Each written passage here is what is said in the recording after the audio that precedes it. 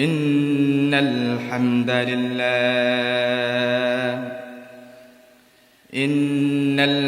لله نحمده ونستعينه ونستغفره ونؤمن به ونتوكل عليه ونعوذ بالله من شرور أنفسنا ومن سيئات أعمالنا من يهد الله فلا مضل له ومن يضلله فلا هادي له ونشهد أن لا إله إلا الله وحده لا شريك له وأشهد أن سيدنا وسندنا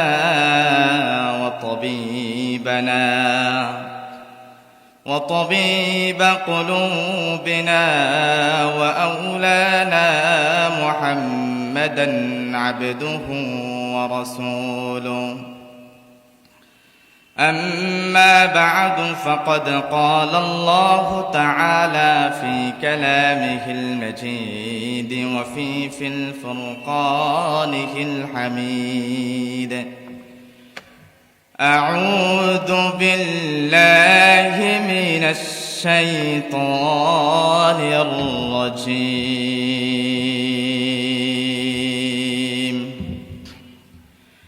بسم الله الرحمن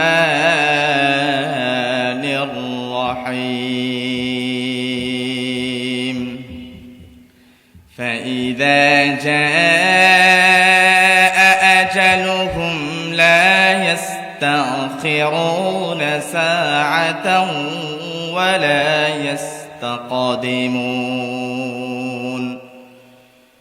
وقال رسول الله صلى الله عليه وسلم أكثر الذكر هذه اللذات يعني الموت وقال الله تعالى في شان حبيب رسول الله صلى الله عليه وسلم إن الله وملائكته يصلون على النبي يا أيها الذين آمنوا صلوا عليه وسلموا تسليما সবাই মহব্বতে দরুদ ইব্রাহিম পড়ি আল্লাহুম্মা সাল্লি আলা মুহাম্মাদ ওয়া আলা আলি মুহাম্মাদ كما صليت على إبراهيم وعلى آل إبراهيم إنك حميد مجيد اللهم بارك على محمد وعلى آل محمد كما باركت على إبراهيم وعلى آل إبراهيم إنك حميد مجيد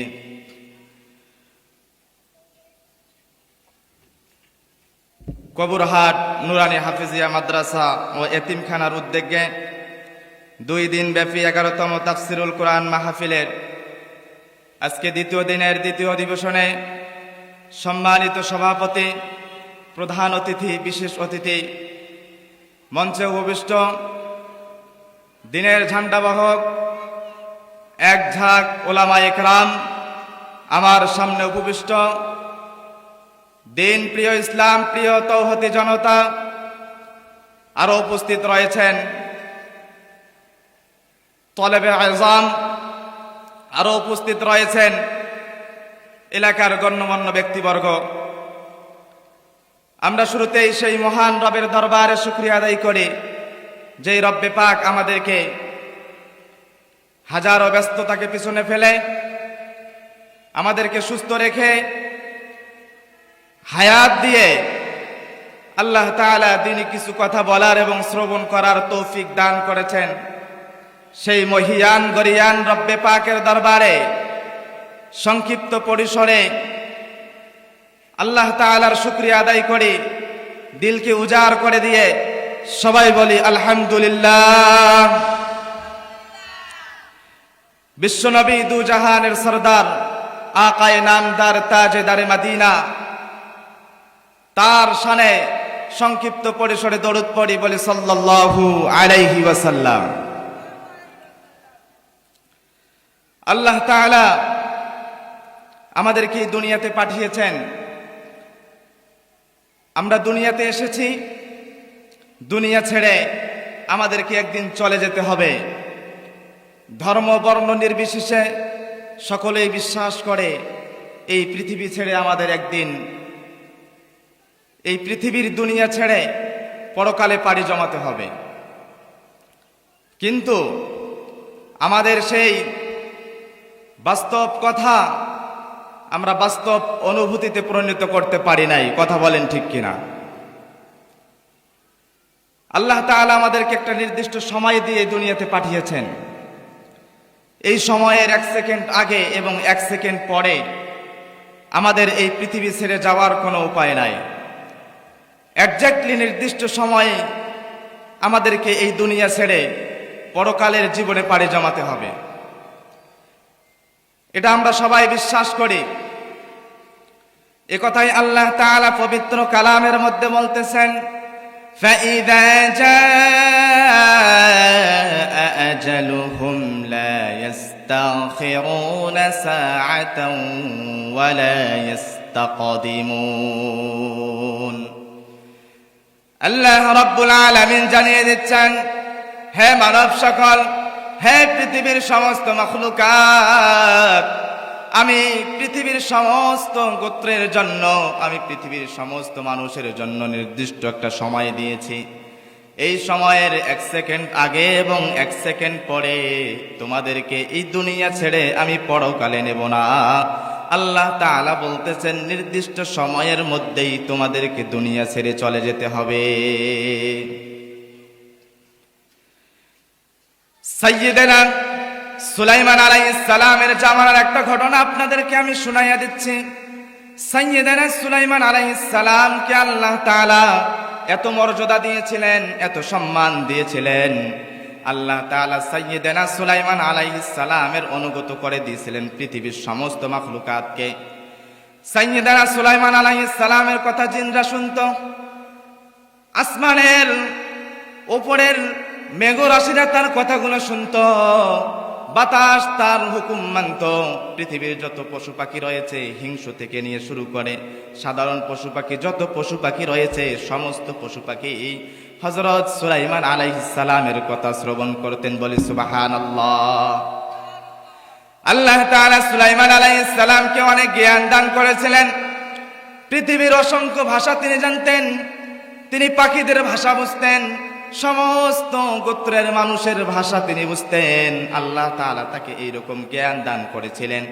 তো সুলাইমান আলাইহিস সালাম পাখিদের সঙ্গে বৈঠক করতেন, সুলাইমান আলাইহিস সালাম ফেরেশতাদের সঙ্গে বৈঠক করতেন। একদিন সুলাইমান আলাইহিস সালাম তার বৈঠক সবার মধ্যে হঠাৎ একজন আগন্তুক এসে বসে পড়ল। বসে পড়ার পরে সুলাইমান আলাইহিস সালামের সঙ্গে কথা বলতেছিলেন। হঠাৎ করে সুলাইমান আলাইহিস সালামের উজিরের দিকে, সুলাইমান আলাইহিস সালামের মন্ত্রীর দিকে ওই আগন্তুক ব্যক্তি তাকাইলেন বড় বড় চোখ করে। এইদিকে সুলাইমান আলাইহিস সালামের মন্ত্রী ভয়ে কাতর হয়ে গেল, ভয় পেয়ে গেল। এরপরে যখন ওই আগন্তুক ব্যক্তি সুলাইমান আলাইহিস সালামের দরবার থেকে বের হয়ে গেলেন, বের হয়ে যাওয়ার পরে মন্ত্রীর মনে ভয় কাজ করতেছে, ভীত হয়েছে।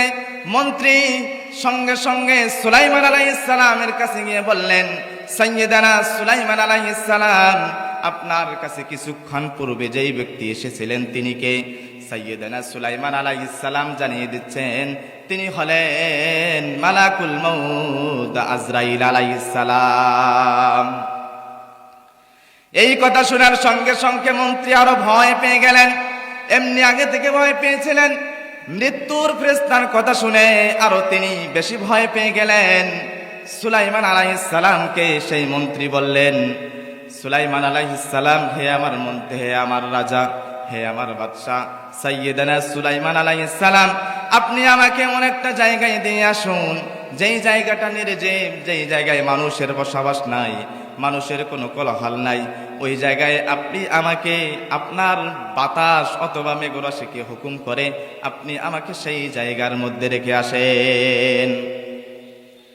সাইয়েদানা সুলাইমান আলাইহিস সালাম মেঘরাশিকে হুকুম করলেন, হে মেঘরাশি, তুমি আমার এই মন্ত্রীকে নিয়ে হিন্দুস্তানের একটি নির্জীব দ্বীপের মধ্যে রেখে আসো। তো সুলাইমান আলাইহিস সালামের হুকুম শুনে সঙ্গে সঙ্গে মেঘরাশি তাকে হিন্দুস্তানের একটা নির্জীব দ্বীপের মধ্যে রেখে আসলেন। নির্জীব দ্বীপের মধ্যে রেখে আসলে কিছুক্ষণের মধ্যে আবার মালাকুল মউত এসে সাইয়েদানা সুলাইমান আলাইহিস সালামের দরবারে উপস্থিত হলেন। এরপর সাইয়েদানা সুলাইমান আলাইহিস সালাম জিজ্ঞাসা করলেন, হে মালাকুল মউত, হে আজরাইল আলাইহিস সালাম, আপনি হঠাৎ কেন আমার দরবার থেকে চলে গেলেন, আবার কেন আসলেন? মালাকুল মউত আজরাইল আলাইহিস সালাম বলতেছেন, সাইয়েদানা সুলাইমান আলাইহিস সালাম, কিছুক্ষণ পূর্বে আপনার সামনে যেই উজির, যেই মন্ত্রী বসেছিলেন, সেই মন্ত্রীর আমি জীবন কব্জ করে তার রূহটা বের করে আমি এখন আপনার সামনে উপস্থিত হলাম।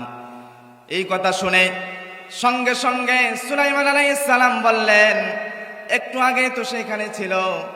তো মালাকুল মউত বলতেছে, হে আল্লাহর পয়গম্বর, হে আল্লাহর নবী, আল্লাহ তাআলা আমাকে হুকুম করলেন যে হে মালাকুল মউত, তুমি হিন্দুস্তানের সেই নির্জীব দ্বীপের মধ্যে যাও। নির্জীব দ্বীপের মধ্যে গেলেই সেখানে তুমি অমুক বান্দাকে পাবে।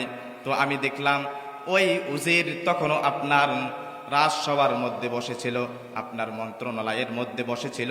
তো আমি তাকে একটু ভয় দেখালাম। ভয় দেখার সঙ্গে সঙ্গে আপনাকে সে এসে এই কথাটা বলল। আপনি মেঘরাশিকে হুকুম করলেন। মেঘরাশিকে হুকুম করার সঙ্গে সঙ্গে আপনি মেঘরাশির দ্বারাই তাকে হিন্দুস্তানের সেই নির্জীব দ্বীপের মধ্যে রেখে আসলেন।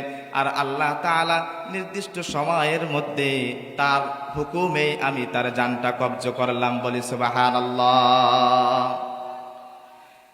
তাহলে আমরা এই ঘটনা থেকে জানতে পারলাম, এই ঘটনা থেকে আমরা বুঝতে পারলাম নির্দিষ্ট সময়ে আমাদের মৃত্যু হবে।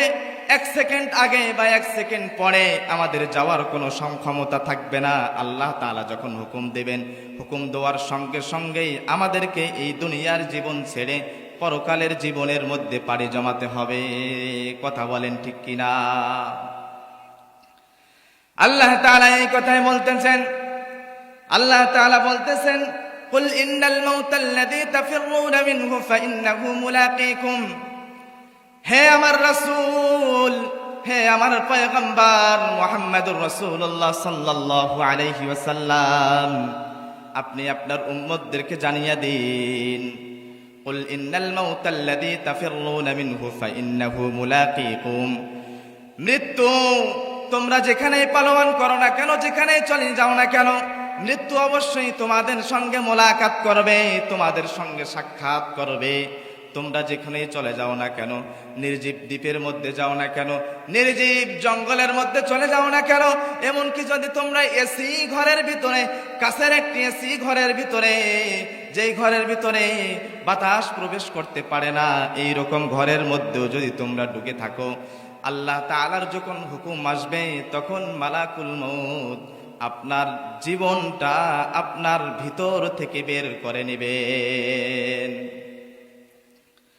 আল্লাহ তাআলা অন্য একটা আয়াতের মধ্যে বলতেছেন, আইনামা তাকুনু ইদরিকুমুল মাউত। তোমরা যদি সীসাঢালা প্রাচীরের ভিতরে ঢুকে পড়ো না কেন, সেখান থেকেও আল্লাহ তাআলার হুকুমে আজরাইল আলাইহিস সালাম তোমাদের জীবনটা বের করে নেবেন। তাহলে এখান থেকে স্পষ্ট হয়ে যাচ্ছে নির্দিষ্ট সময়ে আমাদের মৃত্যু হবে। 1 সেকেন্ড আগে বা 1 সেকেন্ড পরে আমাদের মৃত্যু হবে না, এক্স্যাক্টলি নির্দিষ্ট সময়ে আমাদের মৃত্যু হবে। এই মৃত্যুর কথাটা কে না জানে?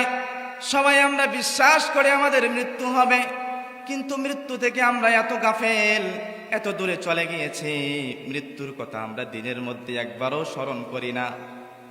আমাদের মনে হয় যে আমরা সারা জীবন পৃথিবীর মধ্যে বেঁচে থাকবো, আমাদের কার্যকলাপে তাই মনে হয়। অথচ আল্লাহ তাআলার স্পষ্ট বার্তা, তোমরা যেখানেই লুকিয়ে থাকো না কেন, মৃত্যু অবশ্যই তোমাদের সঙ্গে মোলাকাত করবে। কত বড় আফসোসের কথা, কত বড় হৃদয় নিগ্রানোর কথা, কত বড় হৃদয় হাট করার মতো কথা। আমরা একবার আমাদের দিলকে বলি, হে আমার দিল, হে আমার হৃদয়, তোমাকে মৃত্যুবরণ করতে হবে, তোমাকে মৃত্যুর স্বাদ গ্রহণ করতে হবে। আমরা যদি একবার হৃদয়কে আমরা ঠিক মতো বুঝাইতে পারি, তাহলে আমাদের দ্বারা কোনো অন্যায় কাজ হবে না, আমরা কখনোই পাপ কাজের মধ্যে লিপ্ত হব না, আমাদের দ্বারাই কখনো নামাজ তরক হবে না, আমাদের দ্বারাই অন্যের মাল আত্মসাৎ করা সম্ভব হবে না, আমাদের দ্বারাই অন্যের জমি দখল করা সম্ভব হবে না। আমরা যদি একবার মৃত্যুকে ভাবি, আল্লাহ তাআলার নির্দিষ্ট সময়ের মধ্যে আল্লাহ তাআলা আমাদেরকে এই দুনিয়া ছেড়ে পরকালের জীবনে নিয়ে যাবে, তাহলে এই সমস্ত কাজের মধ্যে আমরা কখনোই জড়িত হতে পারি না। অথচ আমরা কখনো ভাবি না আমাদের মৃত্যু হবে, আমাদের কার্যকলাপে কখনোই উঠে আসে না যে আমরা মৃত্যুবরণ করব।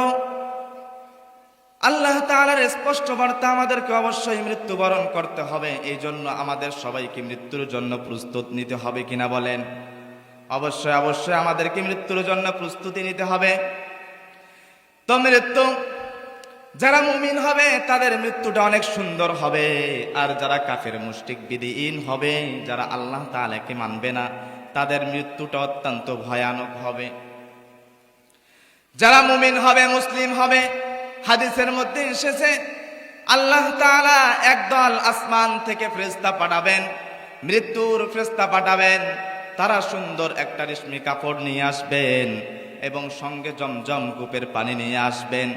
আসার পরে তার সামনে এসে তাকে সুসংবাদ জানাবে, বলবে যে আল্লাহ তাআলা আমাকে পাঠিয়েছে সুসংবাদ দিয়ে, আপনার মৃত্যুর পরে আপনার জন্য জান্নাত আল্লাহ তাআলা রেখে দিয়েছেন। বলি সুবহানাল্লাহ।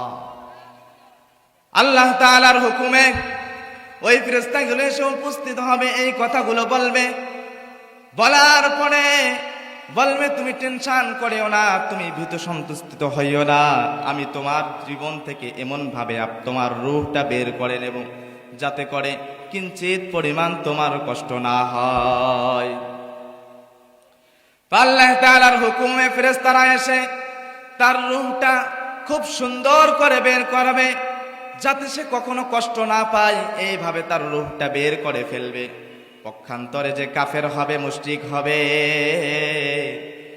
আসমান থেকে আল্লাহ তাআলা কদাচিৎ আকৃতির একদল মৃত্যুর ফেরেশতাকে পাঠাবে। তারা আসার পরে সেই ব্যক্তিকে ভয় দেখাবে, সেই ব্যক্তি ভয়ে কাটা মাথায় মুড়ি দেবে, সেদিক সেদিক পালানোর চেষ্টা করবে, এদিক সেদিক চলাফেরা করার চেষ্টা করবে, মানুষকে বলবে যে আমি ভয় পাচ্ছি, আমাকে খুব ভয় লাগতেছে, এই বলে সে কাকুতি মিনতি করবে। আর সেই মালাকুল মউত, সেই ফেরেশতারা এসে তাকে ভয় দেখাবে, তার রূহটা বের করতে চাইবে, কিন্তু তার রূহটা এদিক সেদিক ছুটাছুটি করবে, কখনো মাথার দিকে যাবে, মাথার দিকে গিয়েও সেখানে ঠাই পাবে না, এরপর পায়ের দিকে যাবে, এরপর পুরো শরীরের মধ্যেই ছুটাছুটি করবে। আল্লাহ তাআলার ফেরেশতা মালাকুল মউত তাকে এমন ভাবে গাফাস করে ধরবে, গাফাস করে ধরে তার রূহটা বের করে ফেলবে। নাউযুবিল্লাহ। আল্লাহ আমাদেরকে কাফের মুশরিক বিদঈনদের মতো মৃত্যু দান না করো। এইরকম ভয়ানক মৃত্যু যদি আল্লাহ তাআলা আমাদেরকে দেয়, তাহলে আমরা কখনোই তা সহ্য করতে পারবো না। সহ্য করার মতো আমাদের হৃদয় নাই, সহ্য করার মতো আমাদের দেহ নাই, সহ্য করার মতো আমাদের সাহস নাই। আয় রব্বে কারীম, আয় দয়াময় প্রভু, আমাদেরকে মুমিনদের মৃত্যু দান করেন। বলে আল্লাহুম্মা আমিন। আল্লাহ তাআলা আমাদেরকে মুমিনদের মৃত্যু দান করুক, এই প্রত্যাশা আমরা সব সময় আল্লাহ তাআলার কাছে করব। মুনাজাতের মধ্যে আল্লাহ তাআলাকে সব সময় বলবো, আল্লাহ আমাদের মৃত্যুটা মুমিনদের মৃত্যুর মতো মৃত্যু, আমাদের মৃত্যুটা দান করে দিয়েন। আয় রব্বে কারীম, কখনোই আপনি কাফের মুশরিকদের মৃত্যু আমাদেরকে দান করিয়েন না। এরপরে যে ব্যক্তি মুমিন হবে, মুসলিম হবে, আসমান থেকে যেই ফেরেশতারা তাদের রূহ কবজ করে আসমানের দিকে যাওয়া শুরু করবে, আসমানের রক্ষক ফেরেশতারা আহলান সাহলান মারহাবান বলবে যে অমুকের সন্তান অমুক খুব ভালো ছিল, আহলান সাহলান মারহাবান, তাকে তোমরা আল্লাহ তাআলার কাছে নিয়ে যাও। এইভাবে প্রথম আসমান, দ্বিতীয় আসমান, তৃতীয় আসমান, এইভাবে সপ্তম আসমান পর্যন্ত প্রত্যেকটা আসমানের ফেরেশতারা তাকে স্বাগত জানাবে। এরপর আল্লাহ তাআলার হুকুমে তাকে ইল্লিয়িনের মধ্যে রাখা হবে। পক্ষান্তরে যে কাফের হবে, মুশরিক হবে, বেদিন হবে, তার রূহটা বের করে যখন আসমানের দিকে যাওয়া শুরু করবে, আসমানের রক্ষক ফেরেশতারা সেই ফেরেশতাদেরকে বাধা দিবে, বলবে যে না না না, তাকে আমরা উপরে উঠতে দেব না, আমাদের আসমানকে আমরা অপবিত্র করতে চাই না, আসমানকে আমরা অপবিত্র করতে চাই না, তাকে আমরা উপরে যাইতে দেব না, তাকে আপনি নিচে নিয়ে যান। তখন সেই মালাকুল মউত ফেরেশতারা আল্লাহ তাআলার কাছে যাবে, গিয়ে বলবে ইয়া আল্লাহ, প্রথম আসমানের রক্ষক ফেরেশতারা তো এই রূহকে আসমানের দিকে নিয়ে আসতে দিচ্ছে না। তখন আল্লাহ তাআলা বলবে তাকে তোমরা সিজ্জিনে নিক্ষেপ করো। বলি নাউযুবিল্লাহ।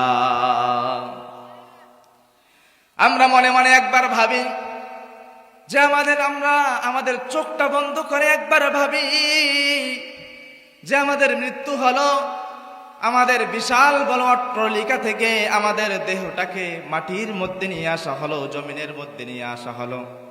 পৃথিবীর দামি কোনো খাটের মধ্যে শোয়ানো হবে না, খুব স্যাম্পল একটা খাটের মধ্যে শোয়ানো হবে।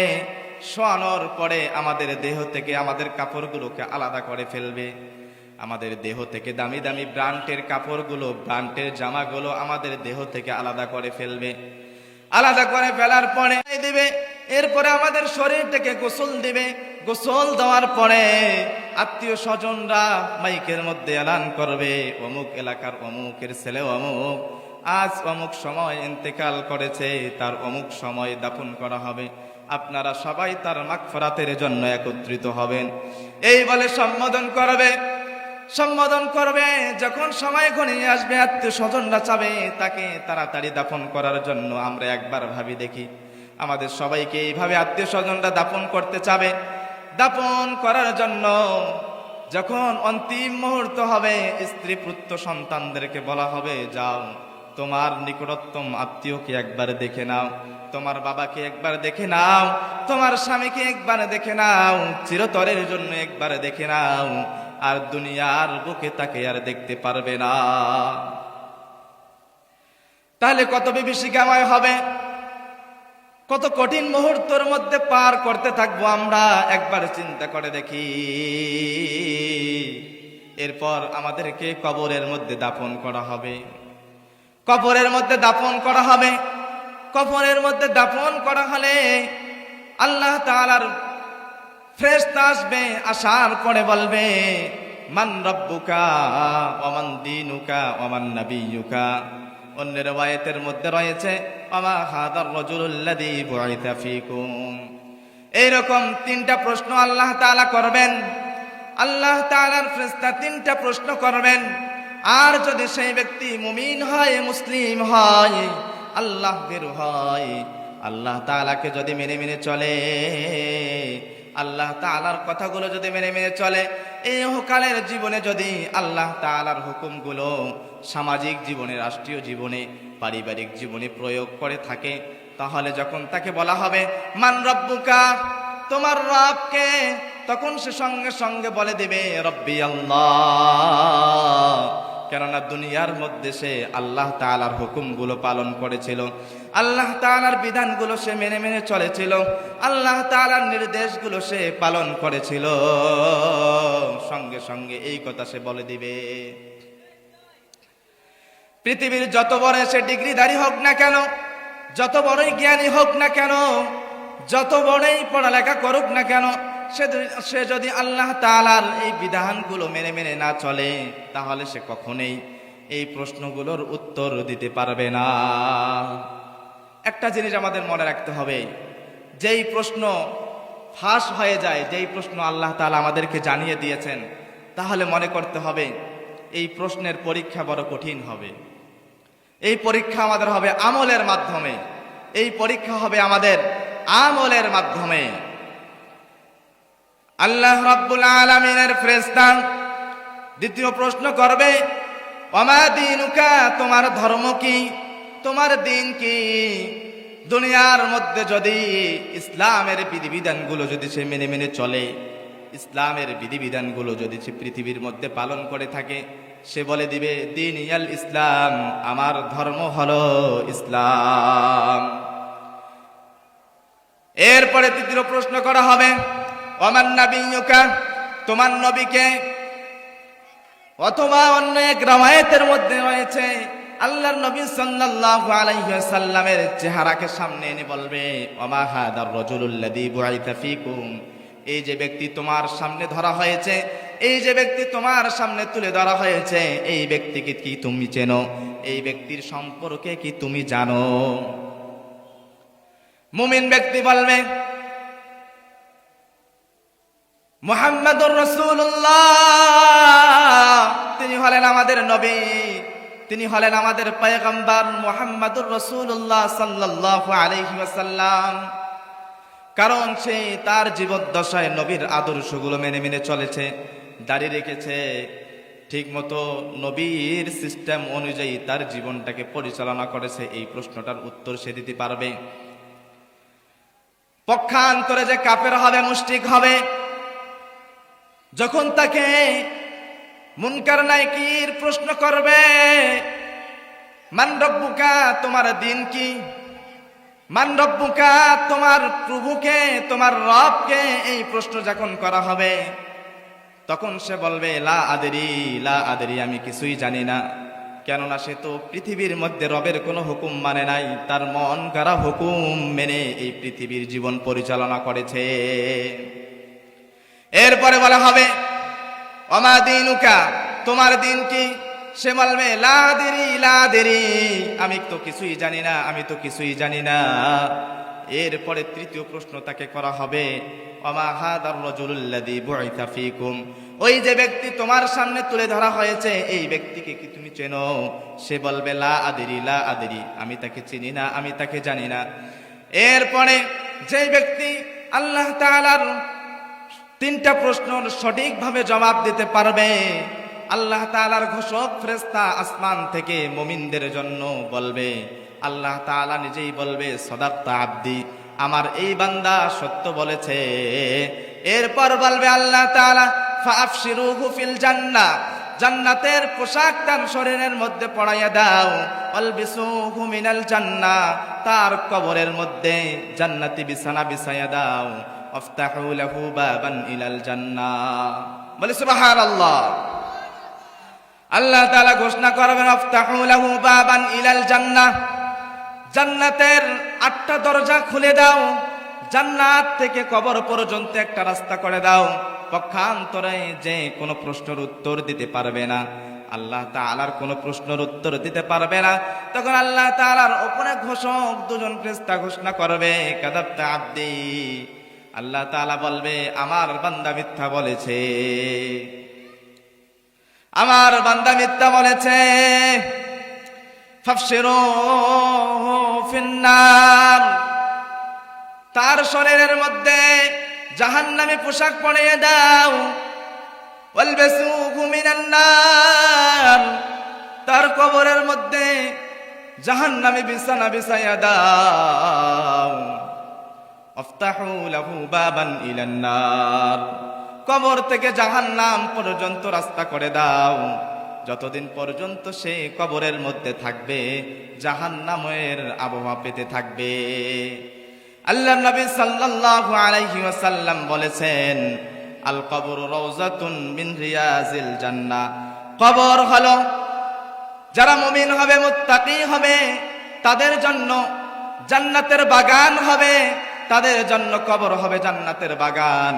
আর পক্ষান্তরে যারা কাফের হবে, মুশরিক হবে, তাদের জন্য হবে আও হুফরাতুম মিন হুফুরিন নার, বলে নাউযুবিল্লাহ। তাদের জন্য কবর হবে জাহান্নামের একটি গর্ত। তাহলে এখান থেকে আমরা বুঝতে পারলাম, যার কবরের জীবন ভালো হবে, যার কবরের জীবন ভালো হবে, তার পুরা জীবনটাই ভালো হবে, তার পুরা জীবনটাই ভালো হয়ে যাবে। পক্ষান্তরে যার কবরের জীবন ভালো হবে না, তার পুরা জীবনটাই খারাপ হয়ে যাবে, বলে নাউযুবিল্লাহ। এজন্যই আমাদেরকে মৃত্যুর প্রস্তুতি নিতে হবে। মৃত্যুর জন্য আমাদেরকে মৃত্যুর প্রস্তুতি নিতে হবে। মৃত্যুর জন্য সামানা অর্জন করতে হবে, সামানা রেডি করতে হবে। মৃত্যুর জন্য আমাদেরকে পরিপূর্ণ প্রস্তুতি নিয়ে মৃত্যুর কবলে যেতে হবে। আল্লাহ তাআলা বলেছেন যে তোমরা মরার আগে মরো, মানে কি? আল্লাহ তাআলা এই কথাই বুঝাতে যাচ্ছেন, তোমরা মৃত্যুবরণ করার আগে মরো, মানে তোমাদের আমলগুলাকে তোমরা ভালো করে যাচাই বাছাই করো। তোমরা নিজেকে প্রশ্ন করো, আমি যে আমলগুলো করতেছি, এই আমলগুলোর মাধ্যমে আমি কত দূর পর্যন্ত যেতে পারবো? এই আমলগুলোর মাধ্যমে কি আমি কবরের যে সওয়াল করা হবে, এই সওয়ালের প্রশ্নের উত্তর কি আমি দিতে পারবো? এই প্রশ্নের উত্তর কি আমি দিতে পারবো? আমার পরকালীন জীবনটা কেমন হবে? এটা কি আমার এই আমলের মাধ্যমে হবে? এইরকম আমল আমাদেরকে করতে হবে। একজন আল্লাহওয়ালাকে জিজ্ঞাসা করা হলো, হে আল্লাহর প্রিয় লোক, আপনি বলেন দুনিয়ার জীবনে আমাকে কিভাবে থাকা দরকার, দুনিয়ার জীবনে আমার কিভাবে চলা দরকার? সেই ব্যক্তি বলল, আপনি দুনিয়ার জীবনে ওইভাবে চলেন, দুনিয়ার ভিতরে ওইভাবেই চলেন, যতটুকু আপনি দুনিয়ার মধ্যে থাকবেন অতটুকু আপনি সামানা দুনিয়ার করেন, আর যতটুকু পরকালের মধ্যে থাকবেন এই পরকালের সামানা আপনি ততটুকু অর্জন করেন। দুনিয়ার জন্য আমাদের জীবনটাকে আমরা তিল তিল করে বিলিয়ে দেই। দুনিয়ার জন্য আমাদের অসংখ্য সময় আমরা ব্যয় করে ফেলি, অথচ পরকালের জন্য, এই পরকালীন জীবনের জন্য আমরা কোনো সময় ব্যয় করি না। অথচ আমাদের দরকার ছিল পরকালীন জীবনের জন্য বেশি বেশি করে সময় ব্যয় করা। কথা বলেন ঠিক কিনা? তো পৃথিবীর মধ্যে আমরা যখন চলাফেরা করে, পৃথিবীর মধ্যে যখন আমরা কোথাও ভ্রমণ করার জন্য বের হই, একাই ভ্রমণ করতে আমাদের খুব কষ্ট হয়ে যায়, একাই ভ্রমণ করতে আমাদের ভয় লাগে। তো আল্লাহ তাআলা যখন কবরের মধ্যে আমাদেরকে নিয়ে যাবেন, কবরের মধ্যে যে ব্যক্তি কম পক্ষে কম সময় কবরের মধ্যে থাকবে, সেও 40,000 বছর থাকবে। এটাকে বলা হয় আলেমে বারজাখ। যে ব্যক্তি কম সময় থাকবে সেও 40,000 বছর সময়ের পরিমাণ থাকবে। তো এত লং টাইম কবরের মধ্যে একা থাকা তো কষ্টকর। তো যারা মুমিন হবে, মুত্তাকি হবে, কবরের সওয়াল জবাব যখন শেষ হয়ে যাবে, একজন সুন্দর আকৃতির একজন ব্যক্তি এসে তার মাথার কাছে দাঁড়াবে, মাথার কাছে দাঁড়িয়ে তাকে আহলান সাহলান মারহাবা বলবে। হঠাৎ যখন ওই অন্ধকার কবরে, চতুর্দিক দিয়ে মাটি দিয়ে ঘিরানো ওই অন্ধকার কবরে যখন একজন সুন্দর সুন্দর সুশ্রী ব্যক্তিকে দেখতে পারবে, দেখার সঙ্গে সঙ্গে তার মনের ভিতরে সাহস জন্মে যাবে, তাকে ভালো লাগবে। সে জিজ্ঞাসা করবে, তুমি কে? তুমি কোথা থেকে এসেছো? তোমাকে কে পাঠিয়েছে? সে বলবে, আমি তোমার দুনিয়ার নেক আমাল, তোমার দুনিয়ার আমি নেক আমাল, আল্লাহ তাআলা আমাকে পাঠিয়েছে। বলি সুবহানাল্লাহ। যদি দুনিয়ার জীবনে নেক আমাল করি, তাহলে কবরে আমাদের এই আমলে আমাদের সঙ্গী হবে। পক্ষান্তরে যে কাফের হবে, মুশরিক হবে, আল্লাহ তাআলাকে মানবে না, 3টা প্রশ্নের জবাব ঠিক মতো দিতে পারবে না, 3টা প্রশ্নের জবাব দিতে পারবে না। তার সামনে একজন ব্যক্তি কদাচিৎ কুশ্রী একজন ব্যক্তি তার সামনে এসে দাঁড়াবে, তাকে দেখে সে ভয়ে কাতরাতে থাকবে এবং বলবে, তুমি কে? এমনি তো প্রশ্নের জবাব দিতে পারে নাই। বলবে যে তুমি কে? তুমি কোথা থেকে এসেছো? কে তোমাকে পাঠিয়েছে? এই কথা যখন বলবে, সে বলবে, আমি তো সেই যে আমলগুলো তুমি দুনিয়ার মধ্যে করেছো। দুনিয়ার মধ্যে যখন আল্লাহ তাআলার হুকুম হতো, মুয়াজ্জিন সাহেব যখন আল্লাহু আকবার বলতো, যখন হাইয়া আলাস সালাহ বলতো, হাইয়া আলাল ফালাহ বলতো, নামাজের দিকে আসো, কল্যাণের দিকে আসো, তখন তুমি নামাজের দিকে না আসে, কল্যাণের দিকে না আসে, মদের বারের মধ্যে চলে যাইতা।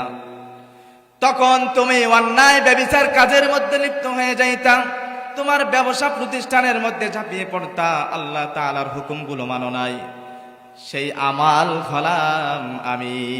এটা দেখে